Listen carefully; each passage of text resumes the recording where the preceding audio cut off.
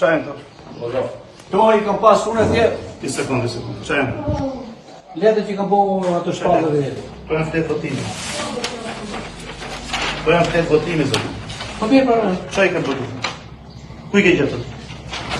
Po të pysë dhe kuj ke gjetët? Si ke emën? Po të pysë si ke emën?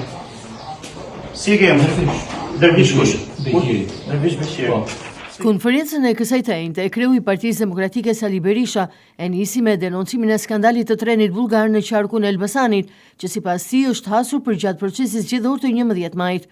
Përmes pamjeve filmike dhe videove, Berisha ka publikuar provat e gjetura sipas tij në lokalin e vëzhguesit të Partisë Socialiste, ku kishte sasi të konsiderueshme materialesh votimi, flet votimi, lista votimi dhe narko euro.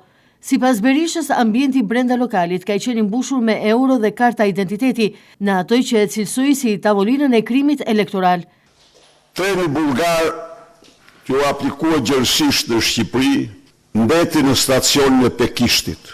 Doli mashinat dhe mbeti aty. Pas një informacioni që deputeti i ardhshëm i Elbasanit, Blendi Himçi, mori mend se në fshatin Pekisht, në barkafen e kryeplakut të fshatit, Dervish Ismaili, vëzhgues besnik i Partisë Socialiste, ndodhen sasi e konsiderueshme materialesh votimi, flet votimi, lista votimi dhe narko euro, si që keni paju në rast e Kasharit, në rastin të Kastir dhe në rastet tjera në barkafen e Dervish Ismailit, hapi hyri brenda dhe në vendin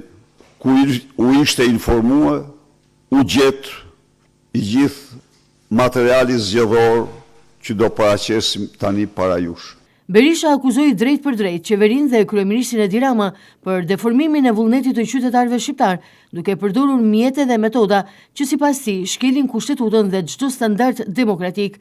Berisha deklaroi se zgjedhjet nuk mund të njihen në asnjë rrethan, pasi rezultati i tyre është i paracaktuar dhe i prodhuar në mënyrë të palishme.